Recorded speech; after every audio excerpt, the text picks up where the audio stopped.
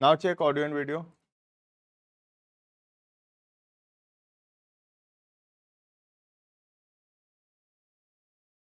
Yeah, Vanshika, check audio.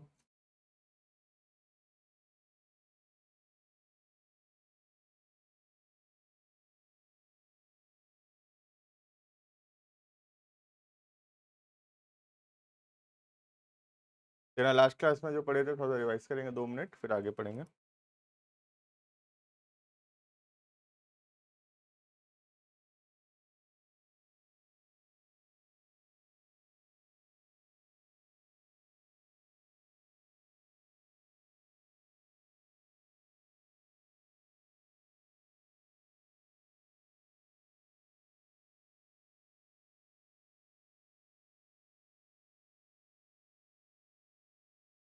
है ना. Last class में हम लोग पहले तो पढ़े थे व्हाट इज पार्टनरशिप और उसके बाद पढ़े थे जो डॉक्यूमेंट होता है जिसमें सारा टर्म्स एंड कंडीशंस लिखा हुआ होता है. डॉक्यूमेंट को बोलते हैं पार्टनरशिप डीड. पार्टनरशिप डीड जो है वो ओरल भी हो सकता है या फिर रिटन भी हो सकता है. प्रिफरेबल होता है हमेशा उसको रिटन फॉर्म में रखना. ठीक है. अब आगे जो टॉपिक था उसके बाद वो था provisions in the absence of a partnership. सबसे इम्पॉर्टेंट है as term of practical questions. बाकी जो इस पर जो पढ़े थे सब थियोरेटिकल था. इसमें हम पढ़े थे कि पार्टनरशिप डीड अगर नहीं है तो क्या क्या प्रोविजंस एप्लीकेबल होगा. या फिर पार्टनरशिप डीड है लेकिन पार्टनरशिप डीड के अंदर अगर कोई पर्टिकुलर मैटर के ऊपर लिखा हुआ नहीं है क्या होगा तो फिर क्या होगा. राइट.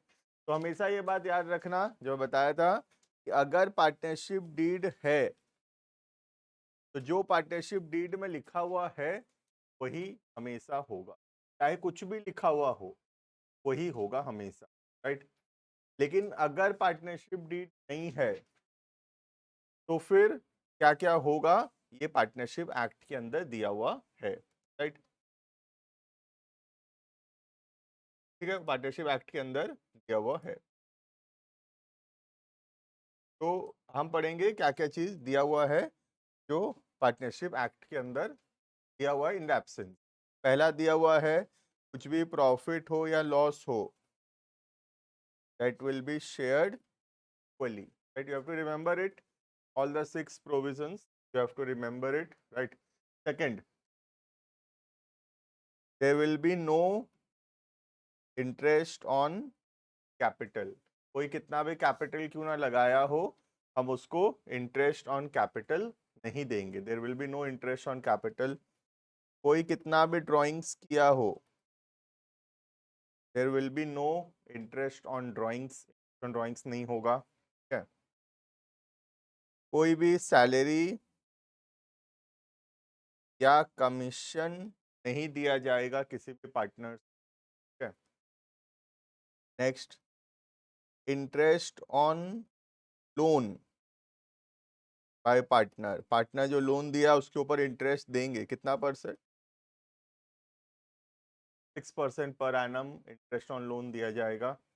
और लास्ट था किसी भी नए पार्टनर को एडमिट करने के लिए consent of all is required. मतलब सबका सहमति होना जरूरी है. अगर मेजॉरिटी हाँ बोल रहे हैं तो भी नहीं होगा. सबका हाँ बोलना जरूरी. एग्जाम्पल के तौर पे ABC पार्टनर है और वो लोग सोच रहे हैं कि डी को पार्टनर बनाएं क्या.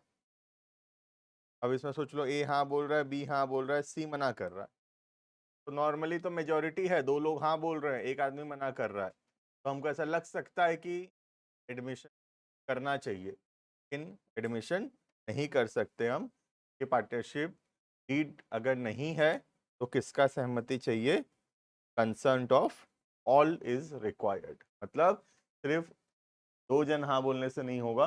अगर तीनों हाँ बोलेंगे तभी जो है वो हम पार्टनरशिप में नए पार्टनर को एडमिट कर सकते हैं. क्लियर है ये?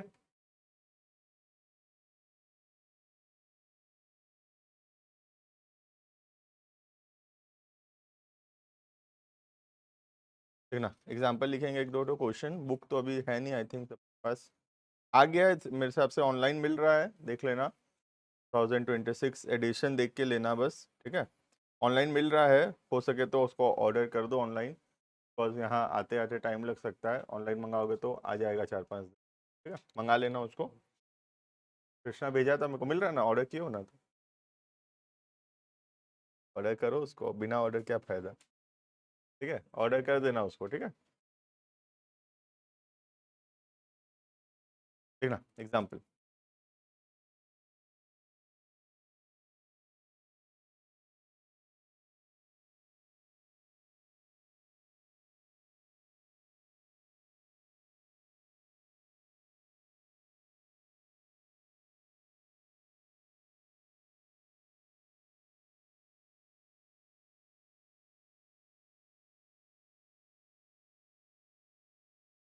ए B and C are partners.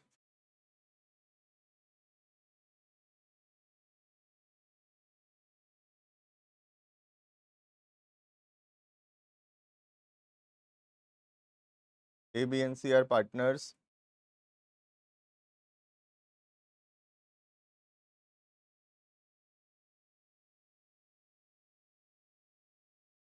they do not have a partnership deed, and they do not have a partnership deed. Full stop.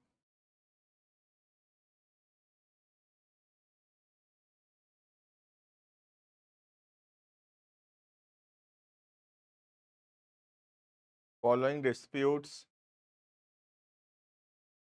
following disputes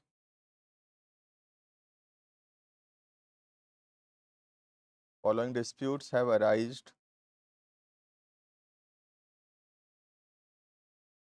Following disputes have arisen between them.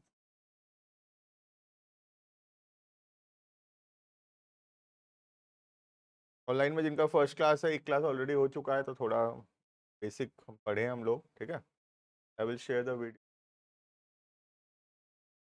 Have arised between, ठीक है। तो कुछ disputes के बीच में arise हुआ है, हमको वो डिस्प्यूट्स को सुनना है, समझना है और अपना आंसर देना है क्या होना चाहिए, ठीक है। इनके बीच में पार्टनरशिप डीड नहीं है, नहीं है इसलिए तो झगड़ा हो रहा है। अगर पार्टनरशिप डीड होता तो जो डीड में लिखा है वही होता, फिर तो झगड़ा का कोई सवाल ही नहीं है, ठीक है। झगड़ा तो तभी होता है जब कुछ डिसाइडेड नहीं था, तो क्या होगा, राइट। तो कुछ डिस्प्यूट्स हैं इनके बीच में, you have to resolve the, right. मैं डिस्प्यूट्स लिखा रहा हूँ, क्या क्या झगड़ा हो रहा है, देन बाद में हम देखेंगे तो क्या क्या सॉल्यूशन होना चाहिए, राइट। पहला, A has invested more capital. He has invested more capital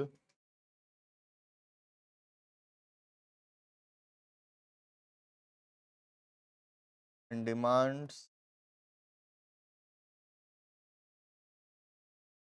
interest on capital at the rate of, demands interest on capital at the rate of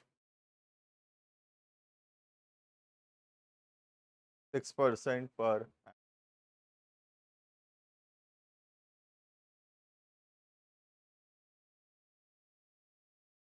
B is an active partner. He is an active partner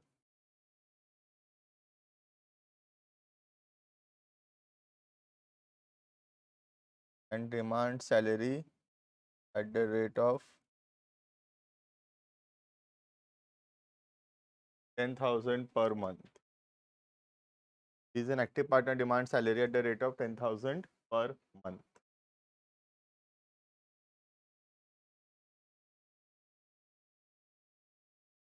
Point number 3.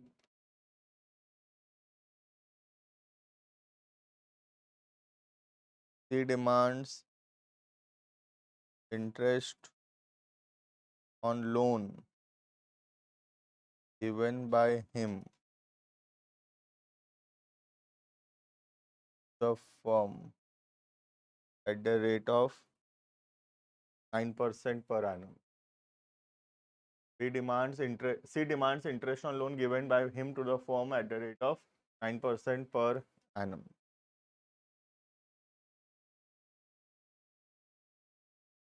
A demands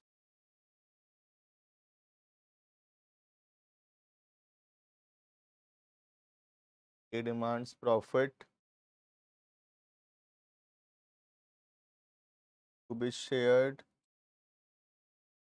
the capital ratio.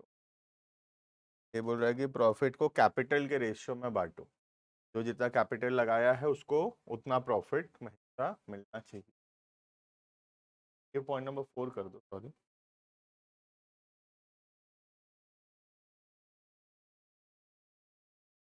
Clear है?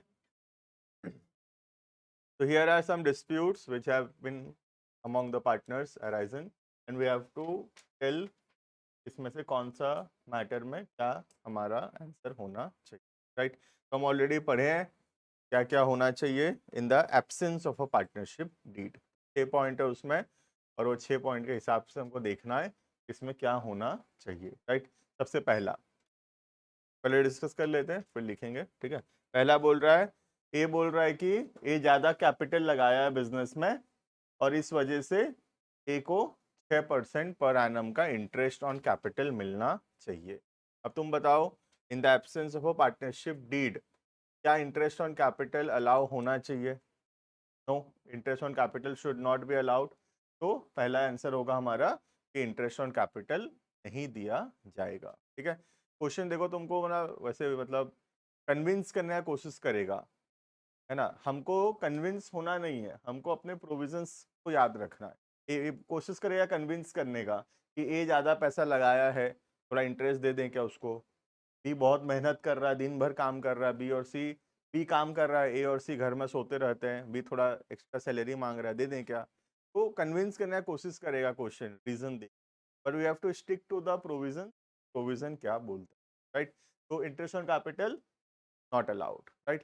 Second question बोल रहा है B एक active partner है, B अकेला मेहनत करता है और बी बोल रहा है थोड़ा सैलरी मिलना चाहिए मेहनत की वजह से 10,000 पर मंथ, क्या हम सैलरी देंगे उसको? Salary not allowed, right? Third, C interest मांग रहा है जो लोन दिया है उसके ऊपर 9% पर एनम के हिसाब से, क्या हम सी को इंटरेस्ट दे देंगे? देंगे, लेकिन 6% देंगे, 9% नहीं देंगे। रेट गलत है, बात सही है बट रेट गलत है, 9% नहीं दिया जाएगा, it will be only percent, right? Last, ये बोल रहा है जो ज्यादा कैपिटल लगाया उसको ज्यादा प्रॉफिट मिलना चाहिए, कम कैपिटल लगाया उसको कम प्रॉफिट मिलना, लेकिन in the absence of partnership deed profit या लॉस जो है वो इक्वली शेयर हो, राइट? तो फोर्थ वाला बात भी गलत, ए और ए गलत बोल रहा है, प्रॉफिट जो है वो इक्वली शेयर है। इज सोल्यूशन सब लास्ट क्लास में पढ़ाया हुआ है। Solution. Point number 1. Interest on capital is not allowed.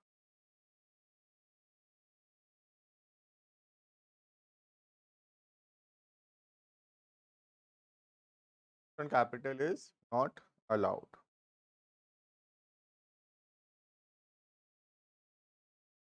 Second, salary मांग रहा है, सैलरी भी नहीं दिया जाएगा।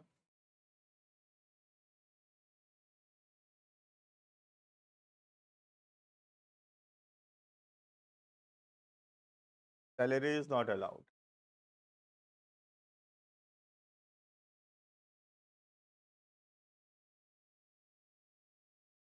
Third, सी बोल रहा है इंटरेस्ट ऑन लोन मिलना चाहिए 9% के हिसाब से, मिलेगा लेकिन 9 नहीं 6% के, right? Interest on loan by C is allowed at the rate of 6% per annum.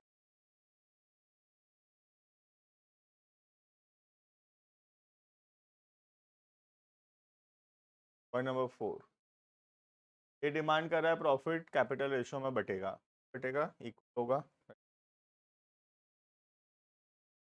Profit be shared, profit should be shared equally. है बहुत इजी टॉपिक है, खास बात है नहीं, क्लियर है ये। तो हमको बस प्रोविजंस याद रखना है, अगर प्रोविजंस याद है तो ये टाइप का क्वेश्चन आराम से हो जाएगा, क्लियर है। नेक्स्ट, हम क्लास 11th में जो लास्ट चैप्टर पढ़े थे बस रिकॉल करेंगे उसको, रिलेटेड अभी ये वाला चैप्टर हम पढ़े थे, preparation of final accounts of sole proprietorship. ठीक है, जहाँ पे हम क्या करते थे, मैं रिकॉल कराता हूँ। सबसे पहले हम बनाते थे ट्रेडिंग अकाउंट, याद होगा। ट्रेडिंग अकाउंट में निकलता था यहाँ पर ग्रॉस प्रॉफिट, या फिर इधर निकला तो हमको ग्रॉस लॉस, राइट। फिर ट्रेडिंग के बाद हम बनाते थे प्रॉफिट एंड लॉस अकाउंट, जहाँ पे इस ग्रॉस प्रॉफिट को हम ट्रांसफर करते थे, राइट। इस ग्रॉस प्रॉफिट को ट्रांसफर करते यहाँ से यहाँ पर, और उसके बाद जो भी इनडायरेक्ट एक्सपेंस थे डेबिट साइड में, इनडायरेक्ट इनकम लिखते थे क्रेडिट साइड में, याद होगा। और यहाँ पे हम कैलकुलेट करते थे नेट प्रॉफिट, राइट। हम कैलकुलेट करते थे नेट या नेट लॉस। अब ये जो नेट प्रॉफिट निकलता था या नेट लॉस निकलता था, ये किसका था? ये ओनर का, मालिक को बिलोंग करता था, ओनर को बिलोंग करता था। ठीक है, तो हम क्या करते थे, इसको कैपिटल में प्लस कर देते, राइट। क्योंकि हम बनाते थे accounting for sole proprietorship. 11th class में पढ़ते थे accounting for sole proprietorship, that means there is only one owner, single owner है, अकेला मालिक है। ठीक है, तो जो भी नेट प्रॉफिट हुआ है वो सिर्फ उसी का है, अकेले का ही है सारा नेट प्रॉफिट, है ना। तो उसके कैपिटल में हम लोग प्लस करते थे, और अगर ऑब्वियसली नेट लॉस होगा तो कैपिटल से हम उसको माइनस करते थे। क्लियर है ये, याद है ये? ठीक है, नाउ ये गया सोल प्रोप्राइटरशिप, तो ये तो 11th में पढ़ते थे, राइट। अब इन क्लास 12th, ठीक है, क्लास 12th में क्या चेंजेस आएगा देखना starting chapters, because we are reading accounting for partnership, we are not reading accounting for sole proprietorship, we are reading accounting for partnership, right। Partnership का accounting में क्या changes आएगा, तुम खुद मानोगे कि ये चेंजेस तो आना ही चाहिए। पहले बनेगा ट्रेडिंग अकाउंट, वही निकलेगा ग्रॉस प्रॉफिट, कोई चेंजेस, एज इट इज बनेगा ट्रेडिंग। ठीक है, हमको बनाना भी नहीं पड़ेगा, हमारे क्वेश्चन मिलेगा हमको। ठीक है, फिर बनेगा as it is PL account, यहाँ पे ग्रॉस प्रॉफिट ट्रांसफर होगा ट्रेडिंग से, और यहाँ आएगा नेट प्रॉफिट। ठीक है, तो यहाँ तक तो दोनों चीज। अब लेकिन सोल प्रोप्राइटरशिप में क्या होता था, ये नेट प्रॉफिट एक अकेले व्यक्ति का है, मिस्टर ए का, अकेला ओनर है, ए इज द ओनर, तो वो ए के कैपिटल में प्लस हो, ए के कैपिटल में प्लस हो गया।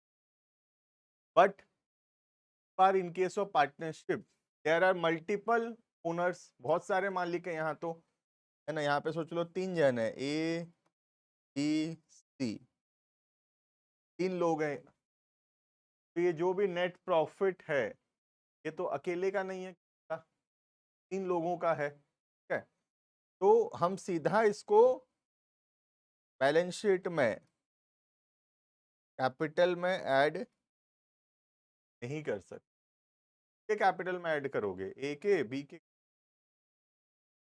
इसमें से कुछ हिस्सा ए का है, कुछ हिस्सा बी का है, और कुछ हिस्सा का है। इसका कितना है कैलकुलेट करना पड़ेगा हमको, राइट। तो यहाँ पे पीएल के बाद एक और अकाउंट बनेगा, वो अकाउंट का नाम है profit and loss appropriation. So the next account which we prepared is profit and loss appropriation। क्यों बनाना पड़ रहा है? Because this is accounting for partnership, partnership का अकाउंटिंग है। तो ये जो नेट प्रॉफिट यहाँ आया वो यहाँ से यहाँ हम ट्रांसफर करेंगे। जस्ट लाइक जैसे हम ग्रॉस प्रॉफिट को यहाँ से यहाँ ट्रांसफर किए, ठीक वैसे ही जो भी नेट प्रॉफिट आया उसको यहाँ से यहाँ ट्रांसफर करेंगे। Same goes for net loss also. Gross loss आता तो यहाँ से यहाँ आता, नेट लॉस यहाँ से यहाँ आएगा। ठीक है, तो जो भी ग्रॉस प्रॉफिट या ग्रॉस लॉस है वो हम लाए थे ट्रेडिंग से पीएल अकाउंट में। ठीक है, सिमिलरली जो भी नेट प्रॉफिट या नेट लॉस है वो हम लाएंगे पीएल से पीएल अप्रोप्रिएट है। तो अब पीएल के बाद बैलेंस शीट से पहले एक और अकाउंट बनेगा, वो अकाउंट का नाम है प्रॉफिट एंड लॉस एप्रोप्रिएशन। क्यों बन रहा है? ताकि ये जो नेट प्रॉफिट है इसको डिस्ट्रीब्यूट किया जा सके बिटवीन द पार्टनर्स में डिवाइड करने के लिए ये अकाउंट बनाना पड़ेगा। ये अकाउंट पहले नहीं बनाना पड़ता था क्लास 11th के अंदर, बिकॉज वहां पर ये जो पैसा था नेट प्रॉफिट तो अकेले एक पर्सन का ही था, तो सीधा उसके कैपिटल में प्लस कर बात खत्म, राइट। लेकिन now in case of partnership हम किसी एक का नहीं है वो बहुत सारे लोगों के बीच में डिवाइड करना पड़ेगा। क्लियर है ये? समझ में आ गया इतना? अब पार्टनर से रिलेटेड जो कुछ भी है वो सब कहाँ पे आता है? Profit and loss appropriation account. जो कुछ भी रिलेटेड टू पार्टनर है वो जनरली आता है profit and loss appropriation account में। इंटरेस्ट ऑन कैपिटल हो गया, पार्टनर का सैलरी हो गया, पार्टनर का कमीशन हो गया, प्रॉफिट का हिस्सा हो गया, ये सब कहाँ रिकॉर्ड होगा? Profit and loss appropriation. Clear है ये? समझ में आ गया इतना? हेडिंग करेंगे प्रॉफिट एंड लॉस एप्रोप्रिएशन।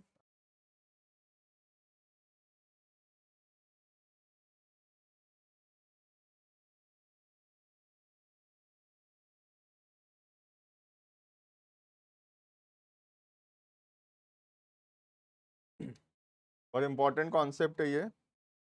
और एप्रोप्रिएशन वर्ड का मीनिंग भी बहुत इंपॉर्टेंट है, वो भी बताया ही नहीं हूं मैं। एप्रोप्रिएशन वर्ड का मीनिंग पढ़ेंगे हम लोग।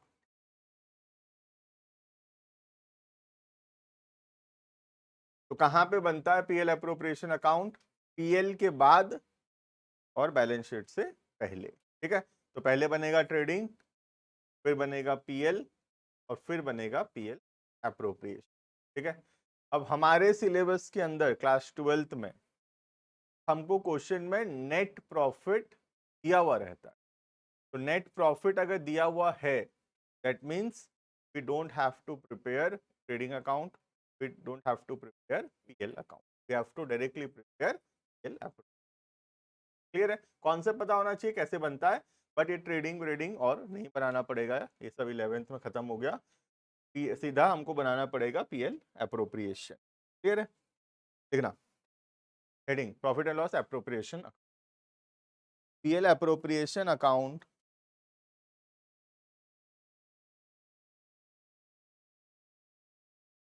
is prepared, PL appropriation account is prepared, PL appropriation account is prepared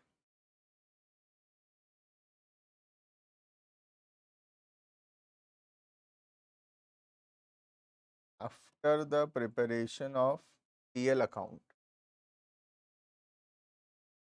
PL appropriation account is prepared after the preparation of PL account to distribute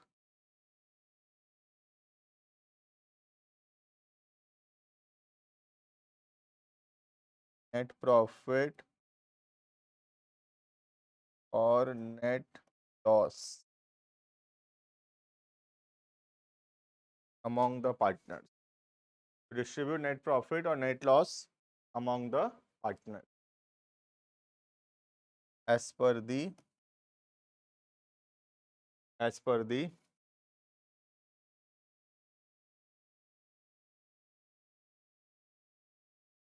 partnership, as per the partnership deed.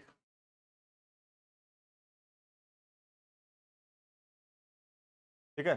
तो PL appropriation account बनता है just after the preparation of PL account. क्यों बनता है? PL account में जो भी net profit या नेट लॉस आया होगा उसको ट्रांसफर करेंगे पीएल से पीएल अप्रोप्रिएशन अकाउंट में, और फिर पीएल अप्रोप्रिएशन अकाउंट में उस नेट प्रॉफिट या नेट लॉस को हम डिवाइड करेंगे among the partners as per the partnership deed. Partnership deed में जैसे लिखा हुआ होगा वैसे। और अगर पार्टनरशिप डीड नहीं है तो जैसा हम पढ़े, in the absence of partnership deed जो होना चाहिए वैसे हम डिस्ट्रीब्यूट करेंगे। क्लियर है? Now we have to understand the meaning of the word appropriation. Appropriation word का क्या मीनिंग होता है, राइट? तो there are two words, one is charge ना, मतलब अभी देखो खाली, one is charge against profit. ठीक है, एक वर्ड होता है चार्ज अगेंस्ट प्रॉफिट और दूसरा वर्ड होता है एप्रोप्रिएशन ऑफ प्रॉफिट। ध्यान से समझना दोनों का meaning, charge against profit and appropriation of profit. Charge against profit का मतलब होता है वो एक्सपेंस पे करना ही पड़ेगा चाहे बिजनेस प्रॉफिट हो या ना हो, चाहे कुछ भी हो जाए, बिजनेस में प्रॉफिट हो या लॉस हो, हमको पेमेंट करना ही पड़ेगा। That expenses are called as charge against profit. जैसे एग्जांपल के तौर पे, जैसे इस क्लासरूम का इलेक्ट्रिसिटी बिल, अब स्टूडेंट आए या ना आए क्या फर्क पड़ता है? इलेक्ट्रिसिटी बिल तो भरना ही पड़ेगा मुझे हर महीना। कोई महीना अगर स्टूडेंट नहीं आए तो उसमें इलेक्ट्रिसिटी बिल नहीं भरूंगा ऐसा नहीं हो सकता, भरना तो पड़ेगा ही, राइट? साल भर अगर कोई भी स्टूडेंट आया तब भी मुझे यहाँ का इलेक्ट्रिक बिल भरना पड़ेगा। सपोज ये रेंट पे होता एग्जाम्पल के तौर पे, तो रेंट भी देना ही पड़ता मुझे। मेरे स्टाफ लोगों का सैलरी देना ही पड़ेगा। तो ये जो सैलरी हो गया, रेंट हो गया, इलेक्ट्रिसिटी बिल हो गया, ये सब क्या है? ये सब charge against profit. Charge against profit का मतलब देना ही पड़ेगा, चाहे बिजनेस प्रॉफिट हो या ना हो, हमको पेमेंट करना ही पड़ेगा। That is called as charge against profit, right? अब जैसे सोच लो मैं बैंक से कोई लोन लिया हूं तो इंटरेस्ट है, देना ही पड़ेगा इंटरेस्ट। ठीक है, तो बेसिकली मैं बोल सकता हूं जो भी आउटसाइडर को पैसा देना है, जो भी बाहर वाले हैं, उनको कुछ फर्क नहीं पड़ता मैं बिजनेस पैसा कमाऊं या ना कमाऊं। वो तो अपना सैलरी, रेंट, इलेक्ट्रिसिटी, इंटरेस्ट वो तो लेंगे ही लेंगे, कुछ भी हो जाए they will take the money, right? तो जो भी आउटसाइडर से रिलेटेड है वो सब क्या है? वो सब चार्ज अगेंस्ट प्रॉफिट है। Charge against profit means profit हो या ना हो हमको देना ही पड़ेगा। ठीक है, दूसरा है appropriation of profit. The word appropriation means distribution. The word appropriation means distribution. ठीक है, तो appropriation of profit mean distribution of profit. इसमें क्या होगा? हम तभी देंगे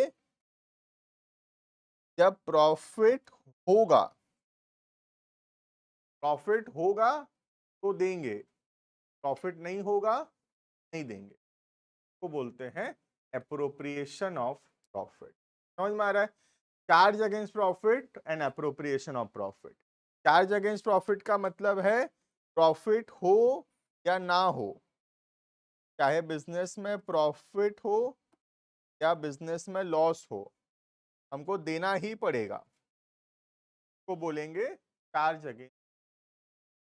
एप्रोप्रिएशन ऑफ प्रॉफिट का मतलब प्रॉफिट होगा तो देंगे, प्रॉफिट नहीं होगा तो नहीं देंगे, ऐसे को बोलते हैं एप्रोप्रिएशन ऑफ प्रॉफिट। समझ में आ रहा है इतना? अब जितने भी आउटसाइडर्स हैं, जो भी बाहर वाले हैं, आउटसाइडर्स पेमेंट जितना भी है, रेंट हो गया, सैलरी हो गया, इंटरेस्ट हो गया, ठीक है, ये सब चार्ज अगेंस्ट प्रॉफिट है। उनको कुछ फर्क नहीं पड़ता मैं दुकान में पैसा कमाऊं ना कमाऊं, वो तो अपना पैसा लेंगे ही लेंगे। ठीक है, तो बाहर वाले जितने हैं सब चार्ज अगेंस्ट प्रॉफिट होता है। ठीक है, एप्रोप्रिएशन ऑफ प्रॉफिट कौन सा होता है?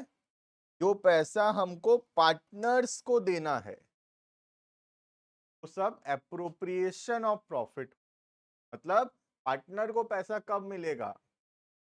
जब बिजनेस में पैसा कमाई होगा, है ना?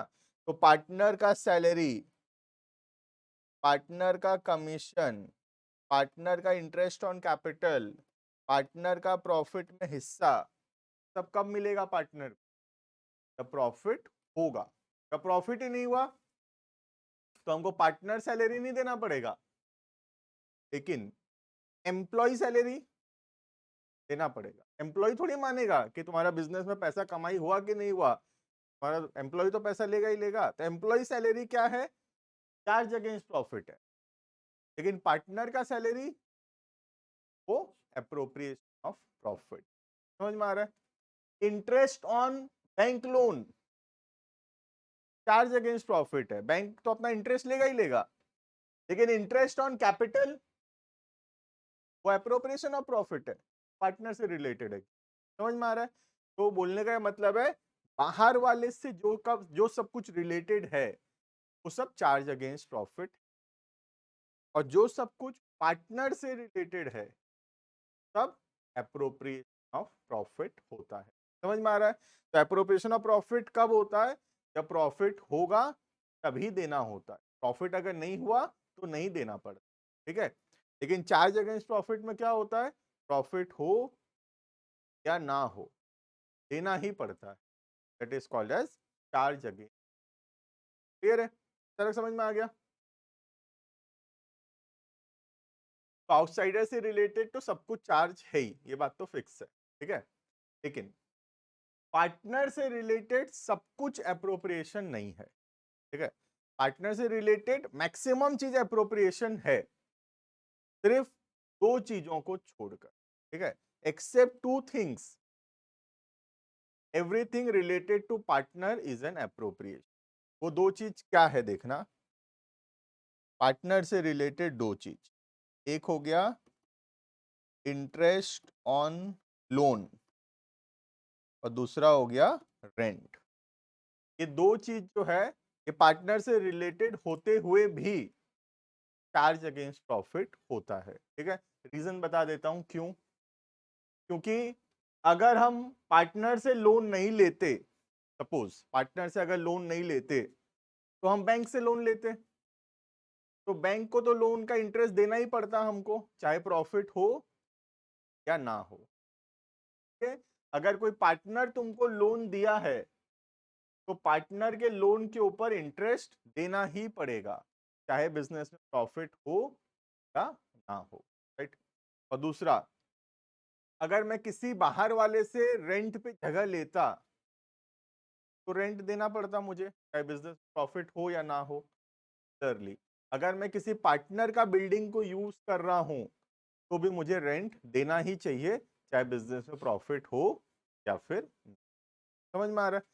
तो पार्टनर से रिलेटेड सब कुछ एप्रोप्रिएशन होता है एक्सेप्ट टू थिंग्स। याद रखना पड़ेगा क्या क्या। पहला इंटरेस्ट ऑन लोन और दूसरा रेंट। क्लियर है? तो समराइज करते हैं क्या क्या चीज चार्ज होता है। ठीक है? आउटसाइडर से रिलेटेड सब कुछ चार्ज है, पार्टनर से रिलेटेड सब कुछ एप्रोप्रिएशन एक्सेप्ट टू थिंग। क्या क्या? एक पार्टनर का इंटरेस्ट ऑन लोन और दूसरा रेंट। ये दो चीज क्या है? पार्टनर से रिलेटेड है लेकिन फिर भी चार्ज है। ठीक है? और बाकी सब कुछ पार्टनर से जो रिलेटेड है पार्टनर का सैलरी, पार्टनर का commission, interest on capital, profit में हिस्सा, ये सब क्या है? एप्रोप्रिएट है। जो भी चीज चार्ज अगेंस्ट प्रॉफिट होगा वो रिकॉर्ड होगा इन द पीएल अकाउंट। चीज चार्ज अगेंस्ट प्रॉफिट होगा वो कहां रिकॉर्ड होगा? The profit loss account.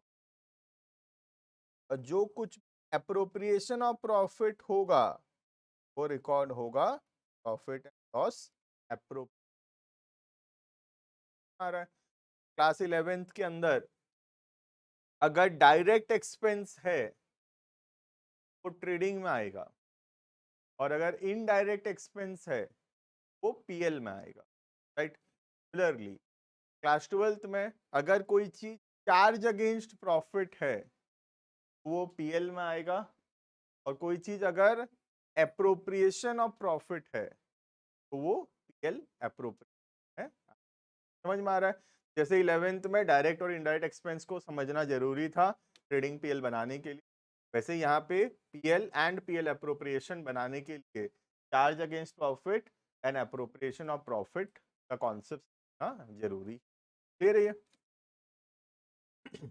समझ में आ गया इतना? मैं रिपीट कर रहा हूँ फिर लिखेंगे इसको, ठीक है। समराइज करते हैं। Charge against profit, appropriation of profit. Charge का मतलब होता है प्रॉफिट हो या लॉस हो देना ही पड़ेगा, वो एक्सपेंसेस क्योंकि पेमेंट करना ही पड़ेगा, चाहे पैसा कमाई हुआ है या नहीं हुआ, फर्क नहीं पड़ता, को बोलते हैं चार्ज अगेंस्ट प्रॉफिट।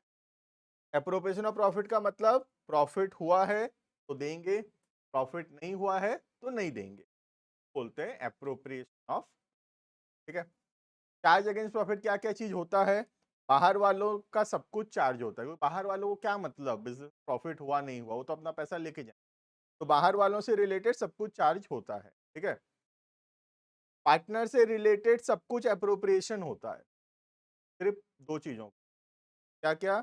एक इंटरेस्ट ऑन लोन और दूसरा रेंट। दो चीजों को छोड़ दे तो बाकी सब कुछ पार्टनर से रिलेटेड एप्रोप्रिएट।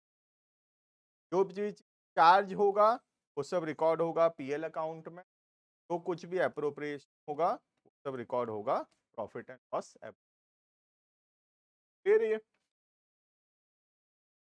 देखेंगे पहला हेडिंग चार्ज, फिर appropriation. Heading charge against profit.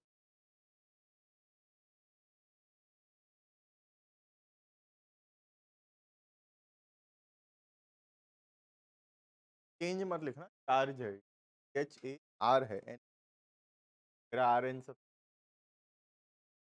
Charge against profit लिखना।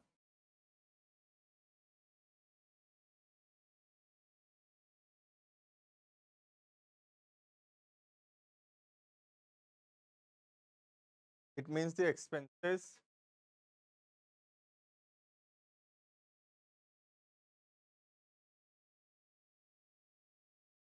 which are to be paid, means the expenses which are to be paid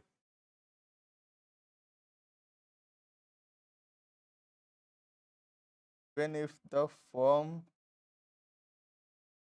earns profit, when if the firm earns profit or incur losses. Expenses which are to be paid when if the firm earns profit or incur, right? Full stop. Is recorded in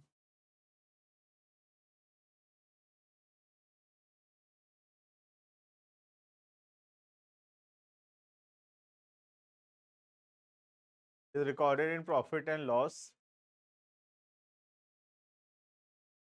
is recorded in profit and loss account. Charge against profit कहाँ record होगा? PL account में।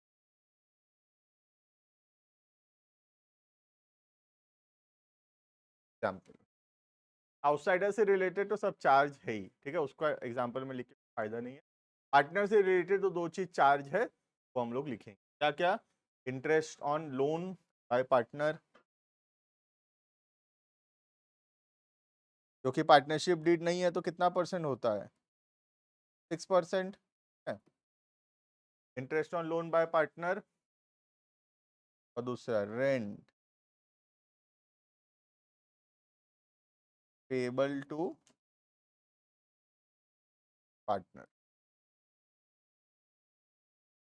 तो दो चीज जो है वो charge होता है पार्टनर से रिलेटेड, आउटसाइडर से तो रिलेटेड सब कुछ चार्ज है, वो लिखने का भी जरूरत नहीं, ठीक है। पार्टनर से रिलेटेड दो चीज चार्ज होता है, एक interest on loan by partner और दूसरा रेंट टू पार्टनर। जो भी चीज चार्ज होता है वो पेमेंट करना ही पड़ता है, चाहे बिजनेस प्रॉफिट हो या फिर लॉस, और वो कहाँ रिकॉर्ड होता है? Profit and loss account. Next heading appropriation of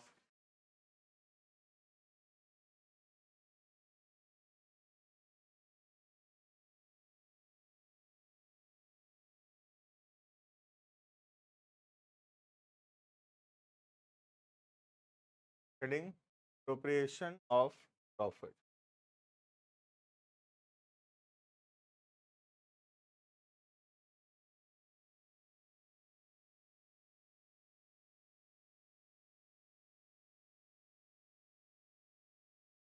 appropriation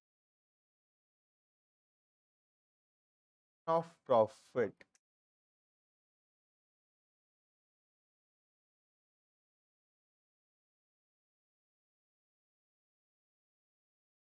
among the partners, distribution of profit among the partners.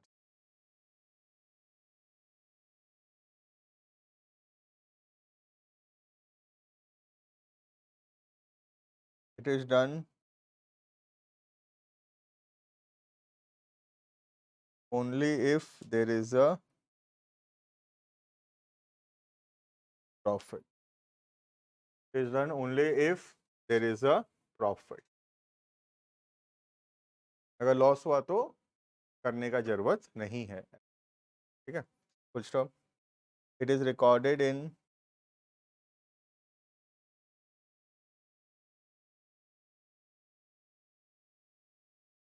Profit and loss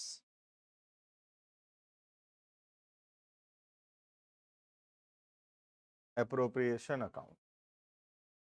It is recorded in profit and loss appropriation account.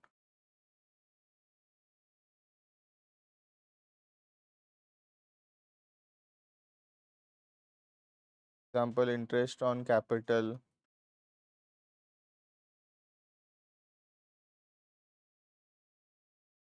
partner salary,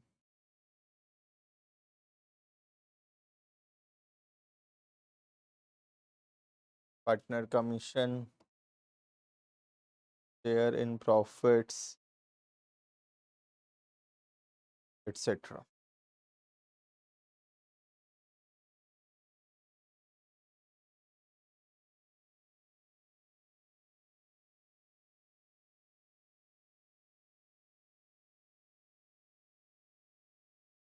clear इतना? ठीक है, तो partner से related बाकी सब कुछ appropriation है, सिर्फ दो चीजों को छोड़ के, that is interest on loan by partner और दूसरा rent payable to partner. Appropriation का मतलब सिंपल है, प्रॉफिट होगा तो देंगे, प्रॉफिट नहीं होगा तो राइट. एग्जाम में क्वेश्चन जैसे सिंपल सिंपल क्वेश्चन जो दिया हुआ है जैसे, तो पूछता हूँ तुमको, देखना. एग्जाम्पल के तौर पे लेट से क्वेश्चन में बोला है कि A B C are partners, they have a partnership deed. Partnership deed है, ठीक है, पार्टनरशिप डीड में मिला है, बोल रहा है कि ए को सैलरी मिलना चाहिए 1,20,000 रुपया पर एनम. फर्म का साल का नेट लॉस है 10,000. थोड़ा बताओ, सैलरी दे, क्या करना चाहिए, सैलरी देना चाहिए नहीं देना चाहिए? देना चाहिए, नहीं देना चाहिए? तो क्या सुने तुम इतना देर में? पार्टनर सैलरी क्या है? एप्रोप्रिएशन ऑफ प्रॉफिट है ना. पार्टनर सैलरी क्या है? एप्रोप्रिएशन ऑफ प्रॉफिट है. देखो, पार्टनरशिप डीड में बोला है तो देंगे, पार्टनरशिप डीड में बोला है तो देंगे, लेकिन प्रॉफिट भी तो होना चाहिए देने के. बात समझ में आ रहा है? पार्टनरशिप डीड में अगर नहीं बोलता तो फिर प्रॉफिट होता तो भी नहीं देते, तो अलग बात है. लेकिन यहाँ पार्टनरशिप डीड में बोला है सैलरी दो, ठीक है, सैलरी देंगे, लेकिन प्रॉफिट हो, प्रॉफिट ही नहीं है यहाँ पे. That means in this question salary is not allowed. समझ में आ रहा है? क्लियर है? सेम अगर फिर से सोच लेगा क्वेश्चन में, A B C are partners, question में बोला है पार्टनरशिप डीड नहीं है, ठीक है, पार्टनरशिप डीड नहीं है, और during the year net loss हुआ है 20,000 का. बताओ इंटरेस्ट ऑन लोन देंगे या नहीं देंगे? देंगे, लॉस हुआ यहाँ तो. इंटरेस्ट ऑन लोन लेकिन क्या है? चार्ज अगेंस्ट प्रॉफिट है, तो देना ही पड़ेगा, चाहे लॉस हो या प्रॉफिट. दूसरी बात, पार्टनरशिप नहीं है तो भी तो इंटरेस्ट ऑन लोन तो देना ही पड़ता है। कितना परसेंट? 6%। यहाँ पे आंसर होगा interest on loan will be allowed at the rate of 6%, क्योंकि पार्टनरशिप डीड नहीं है तो भी देना पड़ता है, 6% देंगे। अब देखेंगे चार्ज है कि अप्रोप्रिएशन। चार्ज है, ये तो चार्ज होने से तो प्रॉफिट हो या ना हो क्या फर्क पड़ता है, देना ही पड़ेगा। समझ में आ रहा है? तो we have to look into two things. First, partnership deed का प्रोविजन में क्या बोल रहा है, और दूसरा फिर चार्ज का कॉन्सेप्ट एंड अप्रोप्रिएशन का। ठीक है, दोनों को कंबाइन करेंगे तो ही हम आंसर दे पाएंगे।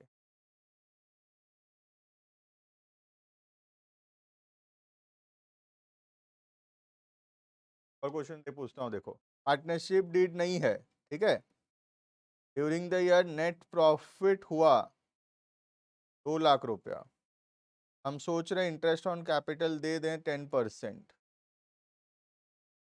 बताओ इंटरेस्ट ऑन कैपिटल देंगे या नहीं देंगे?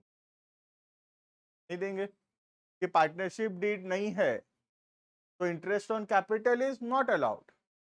When interest on capital is not allowed, there is no question of whether there is a profit or a loss, तो फर्क ही नहीं पड़ता। पहले तो ये देखना है कि अलाउड है भी या नहीं, तो अलाउड ही नहीं, थोड़ी दे सकते हैं हम, क्योंकि पार्टनरशिप अगर नहीं है तो हम तो स्टार्टिंग कल से पढ़ ही रहे हैं वो बात कि capital is not allowed, profit है या नहीं हो फर्क नहीं। ठीक है, let's say there is a partnership deed है, पार्टनरशिप डीड बोल रहा है इंटरेस्ट ऑन कैपिटल देना 12% पर एनम के हिसाब से, फर्म को नेट लॉस हो गया, देंगे या नहीं देंगे interest on capital? Interest capital allowed तो है, देना तो चाहिए, लेकिन अप्रोप्रिएशन भी तो है इंटरेस्ट ऑन कैपिटल, तो अप्रोप्रिएशन के हिसाब से देखना पड़ेगा प्रॉफिट हुआ या नहीं। प्रॉफिट नहीं हुआ, हेंस इट नॉट। क्लियर है ये? We have to combine two concepts हम पढ़ रहे हैं। पहला पार्टनरशिप डीड का कॉन्सेप्ट, जो कि पार्टनरशिप क्या होता है, पार्टनरशिप जो लिखा होता है वो होता है कॉन्सेप्ट हुआ। the concept है whether it is a charge against profit or an appropriate, something is a charge, it has to be paid when if there is a profit or there is a loss, but if something is appropriation it is only paid when there is a profit, there is a loss। clear है ये? तो इतना पढ़ेंगे हम लोग। Next class के अंदर we will learn how to prepare P L appropriate account, बनाना सीखेंगे अकाउंट।